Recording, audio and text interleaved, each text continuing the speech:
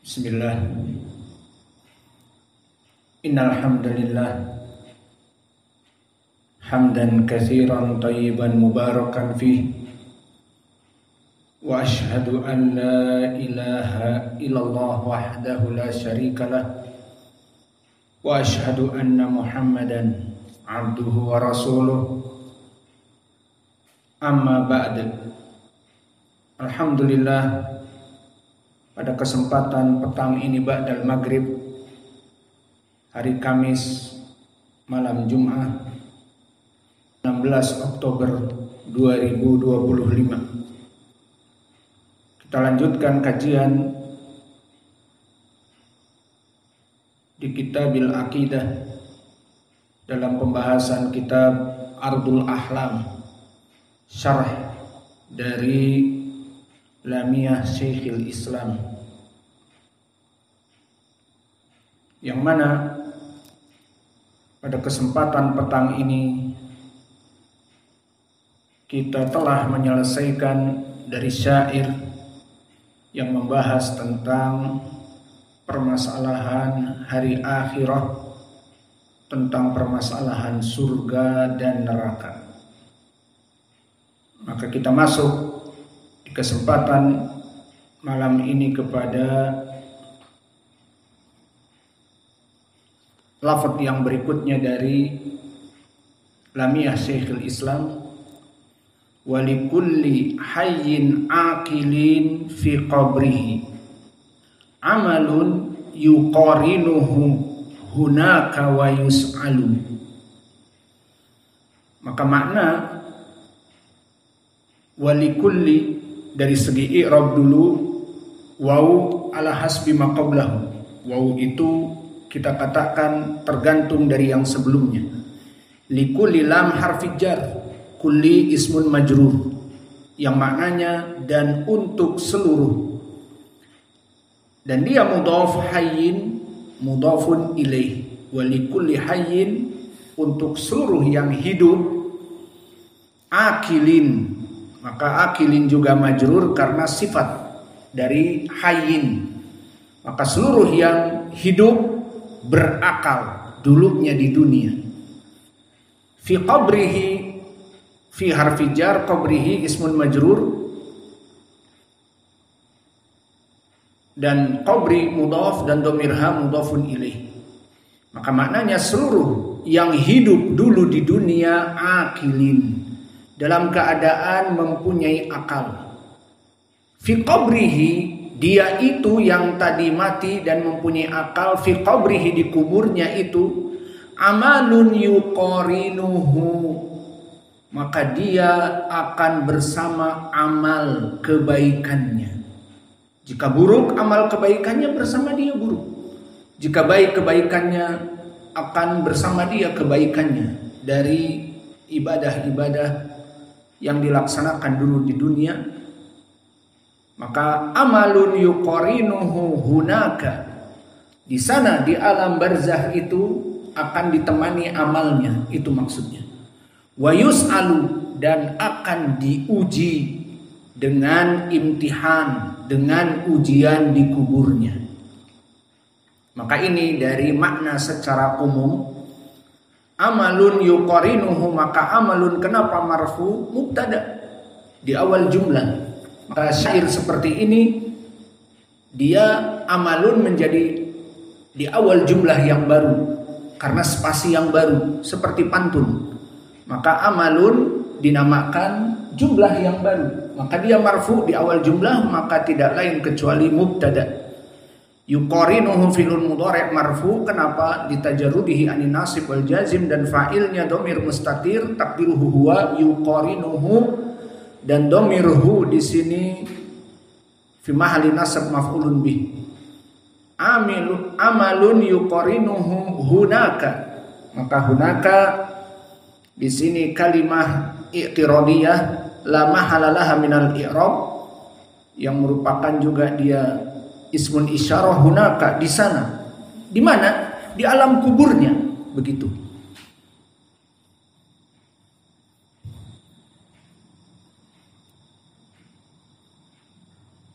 Adapun yus'alu fi'lun mudhari' marfu dengan fa'ilnya fi sigoti dari fi'il yang sigoh tidak disebutkan fa'ilnya. Maka faidah yang bisa kita petik dari syair ini, awalan al-iman bima yata'allaq bil qabr, atau kita katakan iman yang berhubungan dengan alamul barzakh. Perlu dicatat, apa itu alamul barzakh? Catat, alamul barzakh adalah alam di antara dua alam.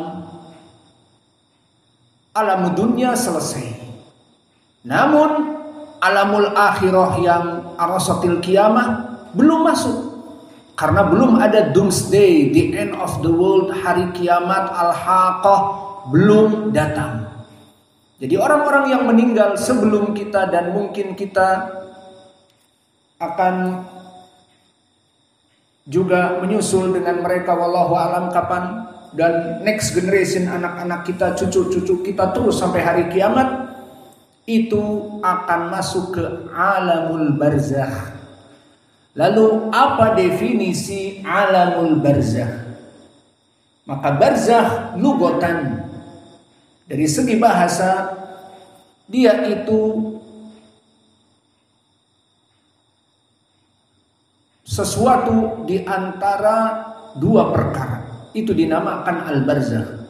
Seperti di dalam surat Ar-Rahman, bainahuma barzakhun la yabghiyan.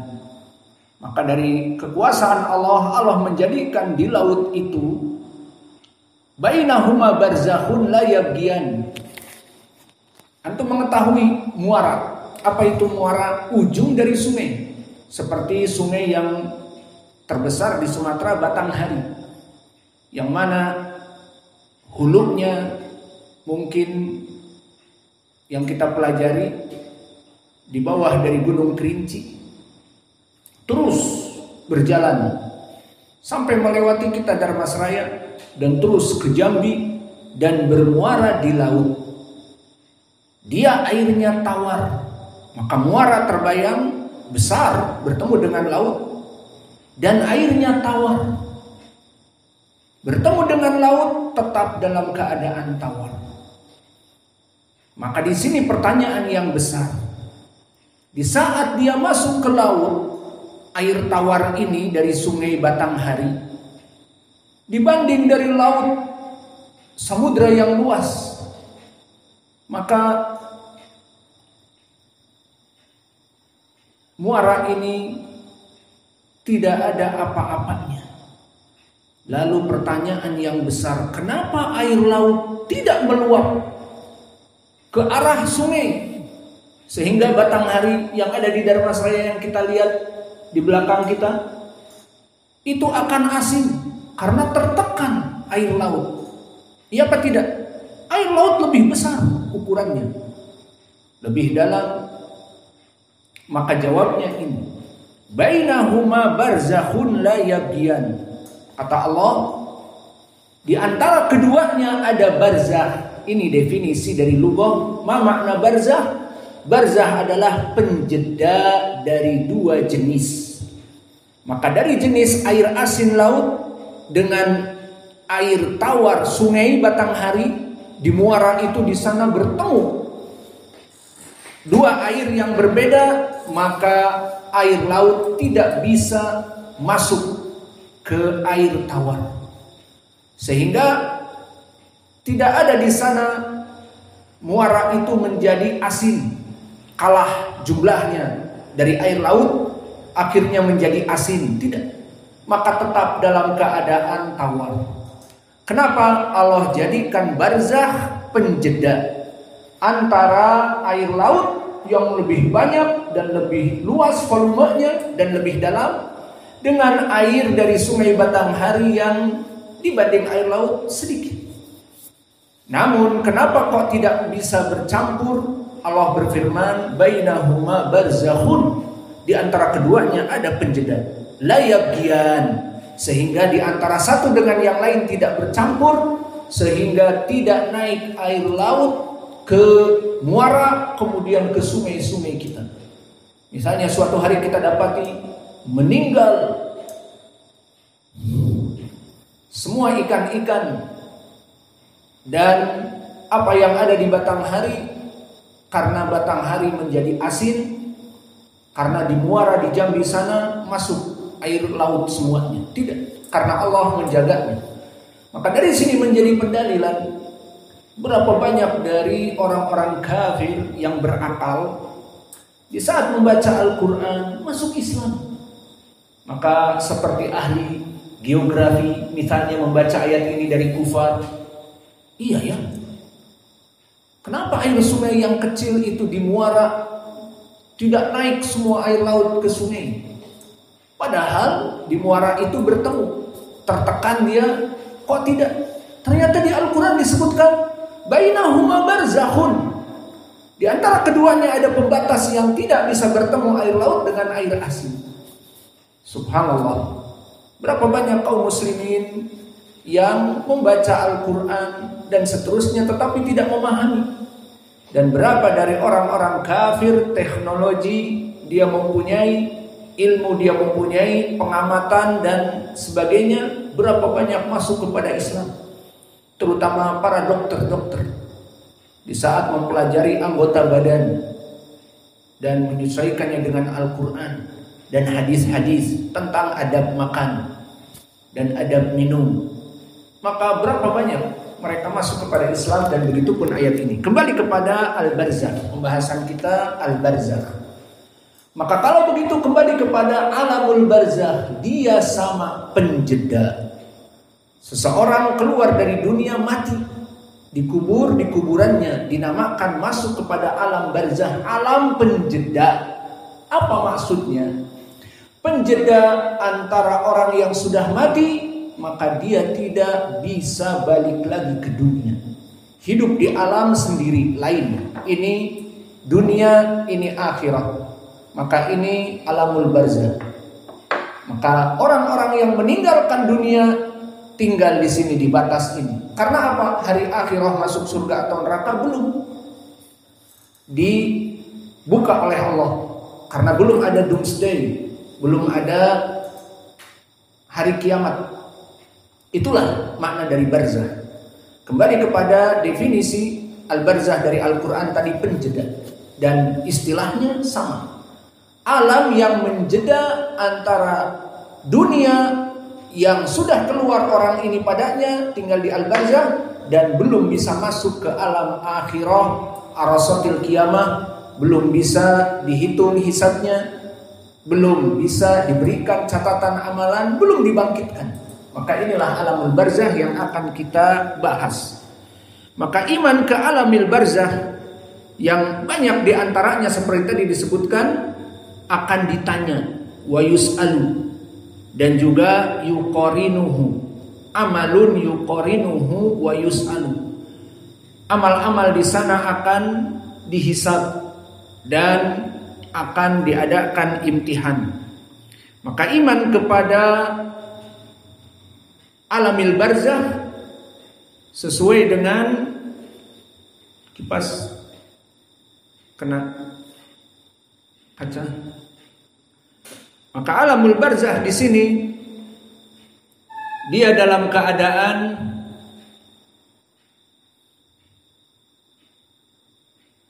kita harus meyakininya meskipun kita belum masuk kepadanya. Itulah keimanan. Maka antum di dunia mengimani perkara yang antum belum masuk kepadanya. Itulah iman. Dan itulah harga mati bagi ahli sunnah wal jamaah mengimani alamil barzakh. Jadi kita faidah dalam beragama ini, kita sebagai muslim mengimani Al-Quran, mengimani hadis Nabi yang sahih, dan mengimani ijma' para ulama. Meskipun perkara itu gaib, na'am, seperti kehidupan di alam kubur, gaib. Namun kita iman ada pertanyaan kubur, dan ada kita ini diikuti amal-amal soleh di sana. Maka pendalilannya tentang permasalahan alamul barzah, dalil Al-Quran pertama. Kedua, dalil sunnah yang sahihah. Ketiga, al-ijma'. Maka telah dinukilkan ijma' oleh semua ahli sunnah bahwa kita akan hidup di alamil barzah. Adapun pendalilan Al-Quran maka banyak sekali. Maka kita ringkas saja dengan ayat yang nanti akan dijadikan syarahnya banyak. Misalnya di surat Ibrahim, Allah berfirman, yutsabbitullahul ladina amanu bil qawli tsabiti fil hayati dunya wa fil akhirah. Qiraah man wars. Yutsabbitullahul ladina amanu bil qawli tsabiti fil hayati dunya wa fil akhirah. Qiraah wars. Kalau qiraah hafaz, yutsabbitullahul ladina amanu bil qawli tsabiti fil hayati dunya wa fil akhirah. Maka maknanya di dalam ayat ini menjadi pendalilan tentang alamul barzakh itu ada. Apa kata Allah? Yutsabbitullah. Allah menguatkan pada diri seorang muslim yang meninggal, orang-orang yang beriman, bil qawli tsabit, dengan ucapannya dulu di dunia, asyhadu an la ilaha illallah wa asyhadu anna muhammadan rasulullah, wa fil akhirah, dan di hari akhirat ucapan yang dia ucapkan dengan syahadat itu akan bermanfaat di hari akhiratnya. Apa makna ayat ini? Ayat ini seorang muslim yang mana dia beriman kepada Allah dan Rasulnya, bersyahadat dan melaksanakan dari amalan-amalan seorang mukmin, yutsabbitullah, di hari kiamat kelak dia akan dikuatkan dari syahadatnya. Maksudnya di saat nanti akan ditanya, dia bisa menjawab dari soal kubur, dan dia akan dilindungi oleh Allah dikarenakan keimanannya ini. Jadi itu makna. Di dunia dia bersyahadat, maka di hari akhirat Allah akan menguatkan syahadat itu sehingga bisa menjawab soal kubur yang berhubungan dengan syahadat. Apa soal kubur? Semuanya berhubungan dengan syahadat. Man rabbuk?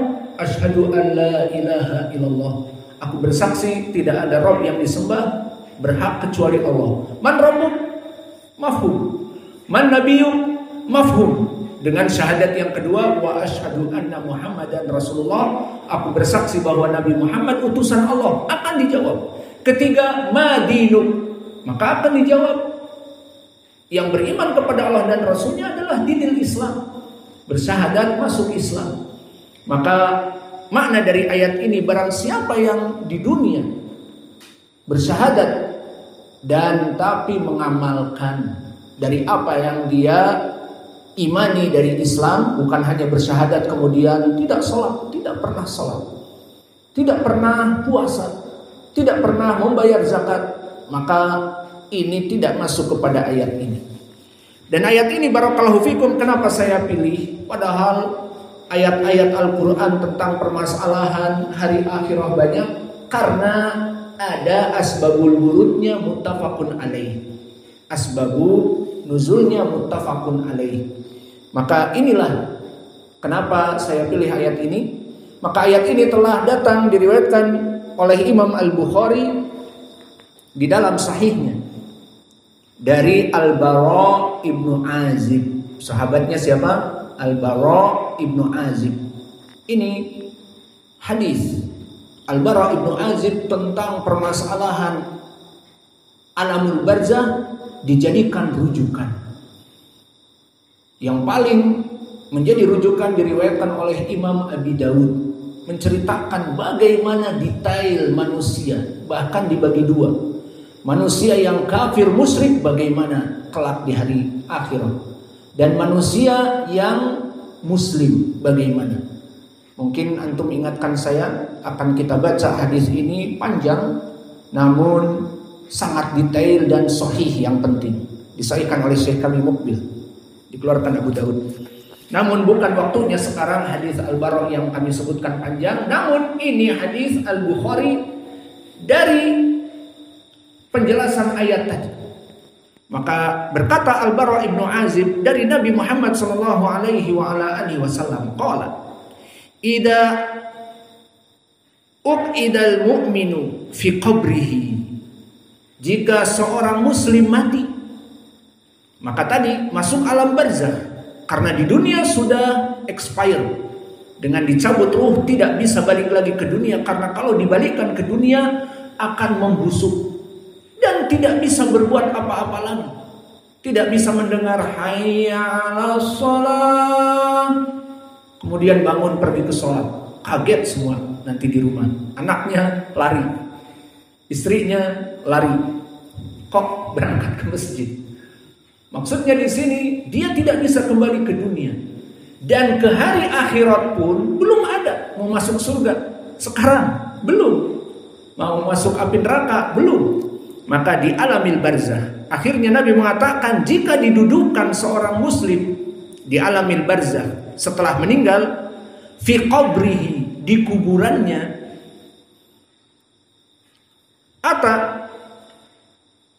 akan datang dua malaikat, summa syahida alla ilaha illallah wa anna muhammadan rasulullah.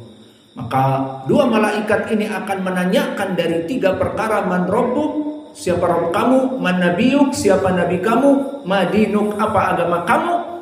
Kata Nabi, dia akan mengucapkan kalimat syahadah sebagai jawabnya. Maka Nabi mengatakan, membaca ayat ini, yuthabbitullahu alladhina amanu bil qawli tsabiti fil hayati dunya wa fil akhirah. Dan diriwayatkan oleh Imam Al-Bukhari dari jalan menceritakan asbabun nuzulnya. Berkata Imam Al-Bukhari sama, namun dari jalan Muhammad ibnu Bashar, hadatsana Gundar an Syu'bah, dari Syu'bah dari Alqamah ibni Marsad, dari Sa'ad ibnu Ubaidah, dari Al-Bara' ibnu Azib, bahwa Nabi di saat mengatakan Bani Adam yang meninggal akan didudukkan dan ditanya oleh malaikat, maka dia akan menjawab dengan benar. Kemudian turun ayat ini. Nah, ini dia pendalilannya, bahwa di Sahih Al-Bukhari fanazalatil ayat. Maka Nabi di saat menceritakan orang yang akan didudukkan itu ditanya, dia akan bisa menjawab. Turun ayat kepada Nabi, yusabitullahu alladhina amanu bil qawli tsabiti fil hayati dunya wa fil akhirah. Allah memberikan di hati orang yang duduk ini untuk bisa menjawab, karena dia dulu di dunia menyebutkannya. Apakah hanya menyebutkannya? Tidak. Mengamalkannya, melaksanakan ibadah tauhid, salatnya untuk Allah, belajar menuntut ilmunya untuk Allah. Semuanya, kehidupannya dan penyembelihannya dan sebagainya dari ibadah hanya untuk Allah, straight to Allah, He is the one and only. Ibadah langsung diberikan kepada Allah, tidak untuk malaikat, tidak untuk para rasul, tidak untuk habaib, tidak untuk para aulia, tetapi hanya untuk Allah. Maka yuthabbitullah, Allah akan menguatkan di hatinya sehingga dia bisa menjawab. Nazalat hadhil ayat. Ini pilihan kita, kenapa dipilih ayat ini padahal banyak. Dan ayat yang kedua juga menjadi pilihan. Ucapan Allah Jalla wa Ala, an-naru yu'raduna 'alaiha guduwan wa 'ashiyyan wa yauma taqumus sa'atu udkhulu ala fir'auna asyaddal 'adzab. Ini ayat yang kedua pun kita pilih karena teksnya jelas bahwa ada di sana alamul barzakh. Dan di sana alamul barzakh itu bukan api neraka, dimasukkan kepadanya atau surga, diberikan kenikmatan, tidak. Namun akan ditampakkan saja dan dikatakan ini tempatmu kelak. Nah, ini menjadi pendalilan. Ayat ini jelas bahwa alamul barzakh ada.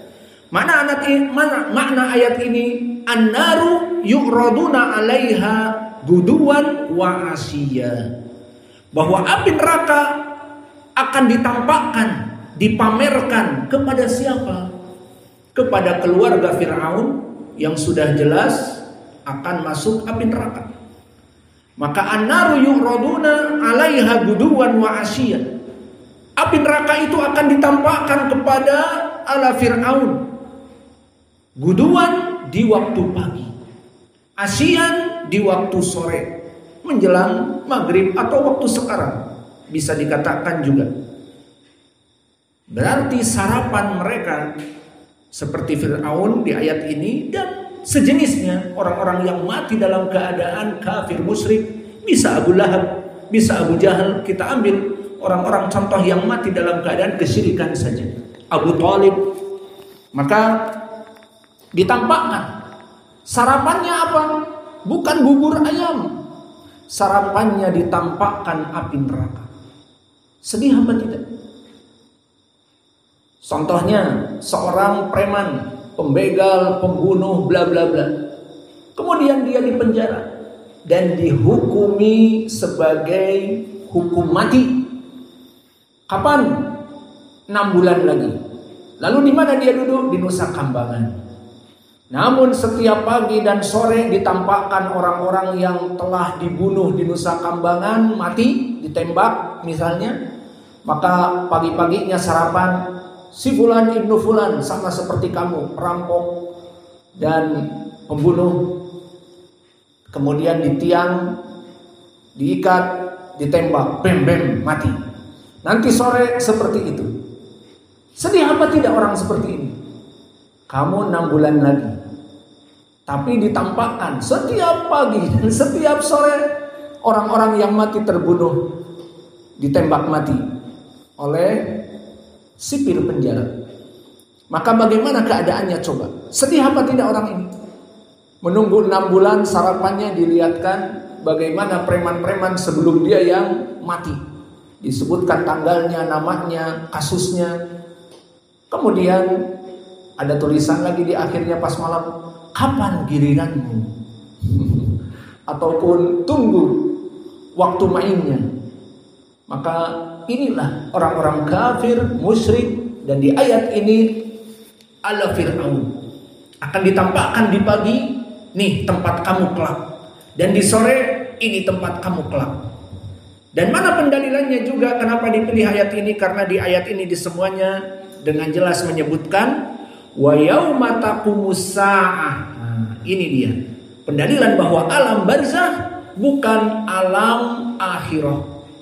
Dan nanti setelah dibangunkan hari kiamat, kata Allah wa yauma taqumus saah, di saat dijadikan hari kiamat semua yang ada di dunia mati dan tidak ada lagi kehidupan dunia, barulah dibuka api neraka.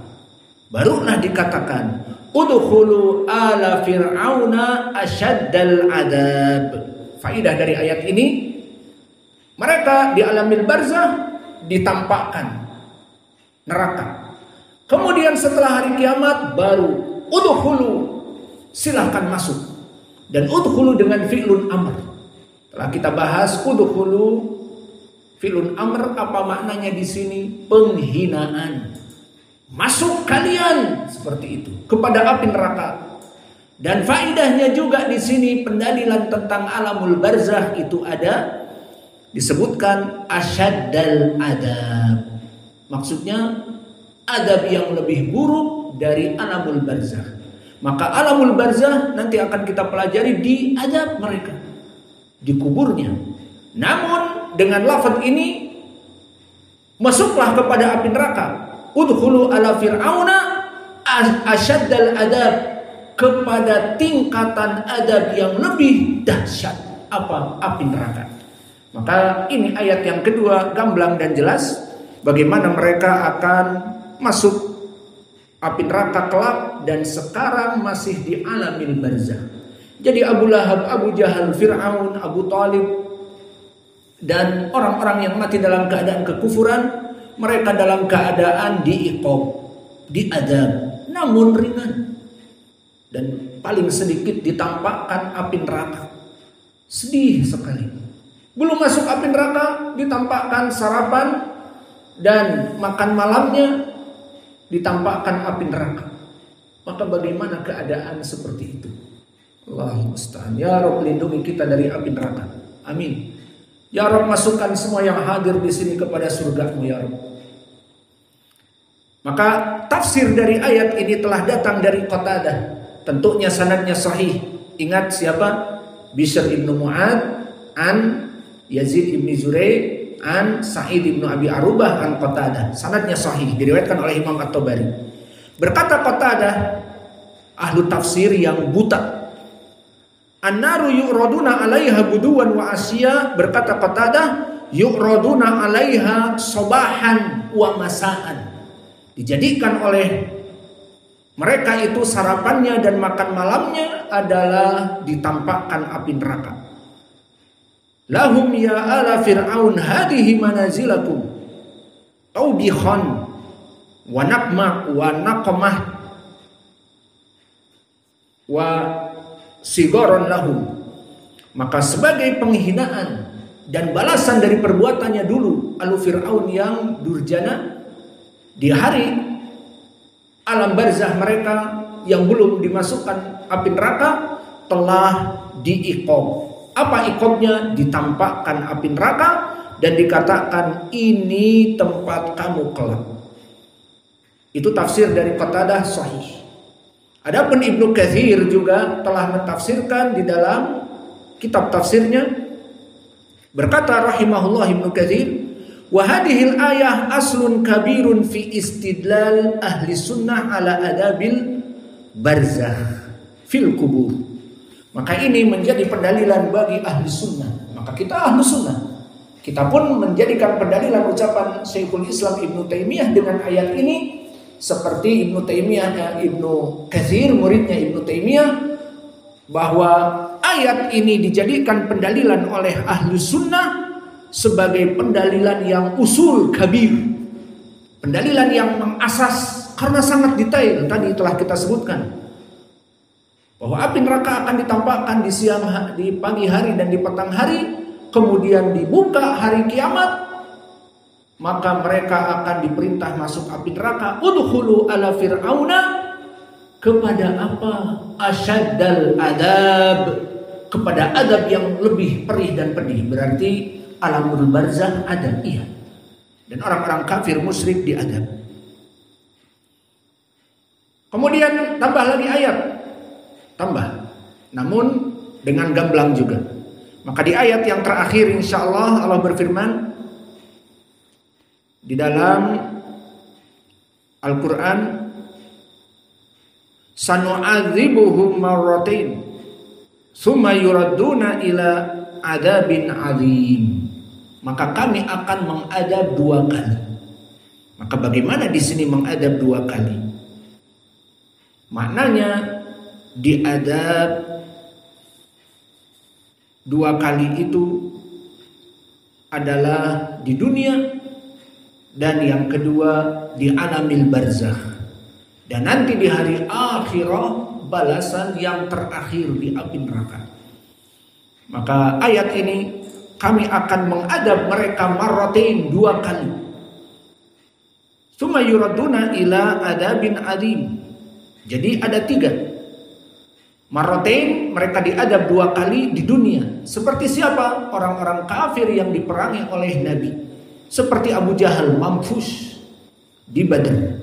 1 kali adabnya di dunia, dibunuh oleh 2 anak pemuda, mati. Ini kehinaan pertama. Kedua, di alamin barzah sekarang ditampakkan api neraka. Ketiga, nanti di api neraka. Begitupun yang lainnya. Maka ditafsirkan oleh Qatadah juga dengan sanad yang sahih, sanadnya ma'ruf seperti yang kami sebutkan tadi. Qala sanu'adibuhum marratain, berkata Qatadah rahimahullah, Allah berfirman, kami akan mengadab mereka 2 kali, ai adabud dunya wa adabul akhirah. Adab di dunia seperti orang-orang yang dibunuh dalam keadaan di perang Badar dari kufar Quraisy. Dan di adabil qabr yang kedua dan ketiga, Allah mengatakan summa yuradduna ila adabin adzim. Kemudian yang ketiga, kami kembalikan dia ke api neraka yang lebih besar. Jadi 3 adab. Maka kita harus bersyukur kepada Allah atas iman dan Islam yang ada pada kita. Coba kalau ditakdirkan antum menjadi Abu Jahal, lihat bagaimana tarikhnya. Dibunuh di perang Badar oleh 2 anak kecil. 2 orang anak kecil ini di perang Badar sibuk. Aina Abu Jahal? Mana yang namanya Abu Jahal? Ditunjukkan tuh orangnya. Bawa pedang, anak muda kecil-kecil. Ini Abu Jahal yang dulu menghina Nabi dan Nabi sholat memberikan kotoran unta bla bla bla. Itulah orangnya. Langsung tanpa omon-omon, tanpa basa-basi, tanpa bicara banyak, didekati, ditikam, dibunuh oleh 2 pemuda yang masih muda.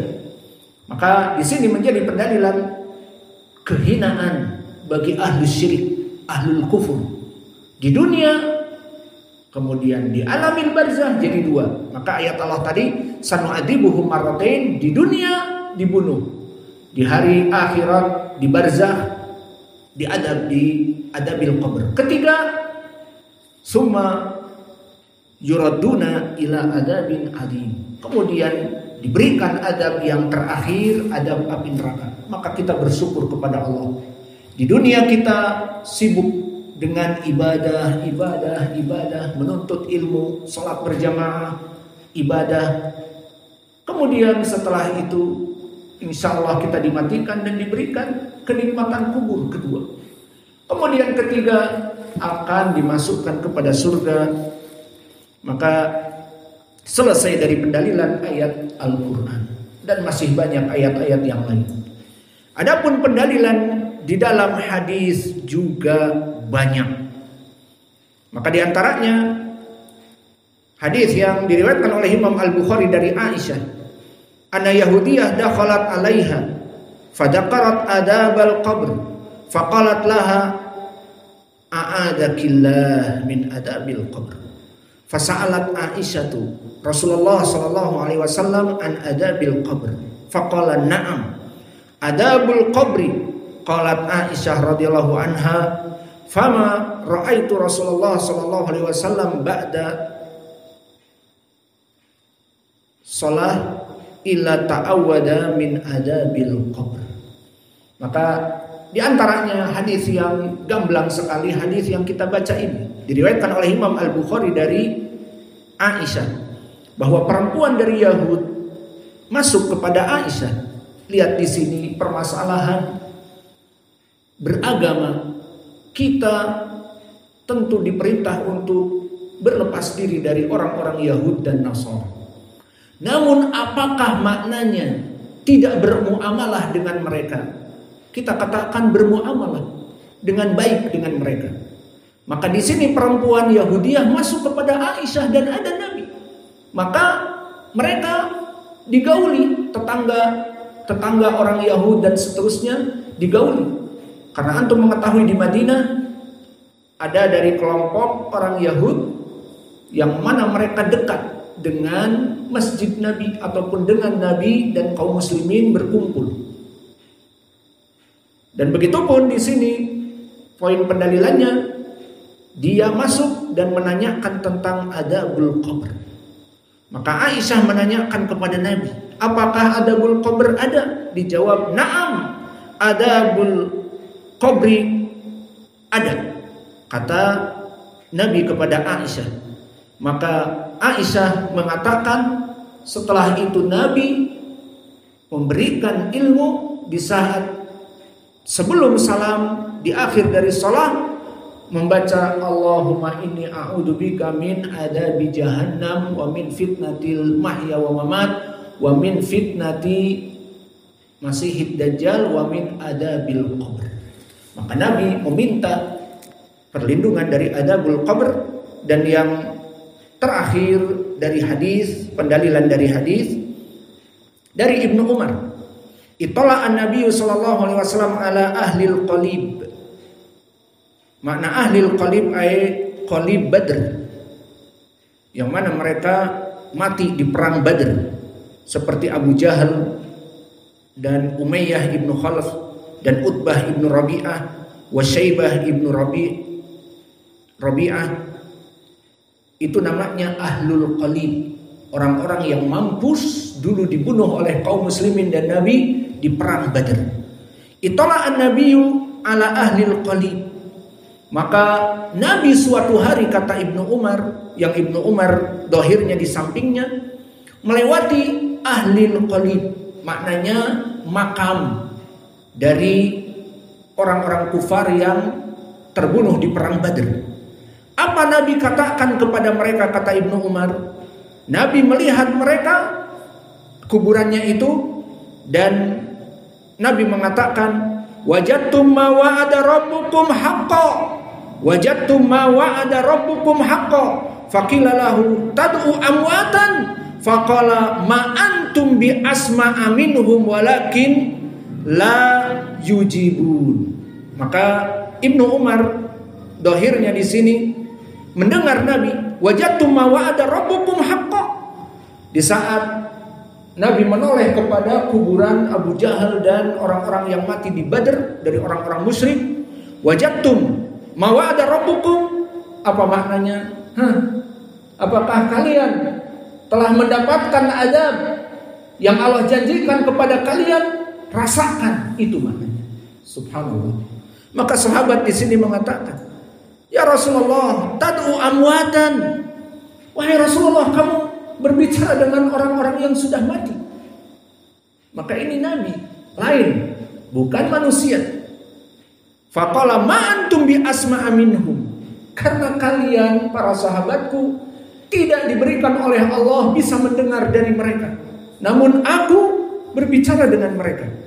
Walakin la yujibuna. Maka kamu tidak mendengar apa jawaban mereka dan apa yang mereka katakan. Namun aku, maka Nabi berbicara kepada mereka dan tidak didengar oleh para sahabat.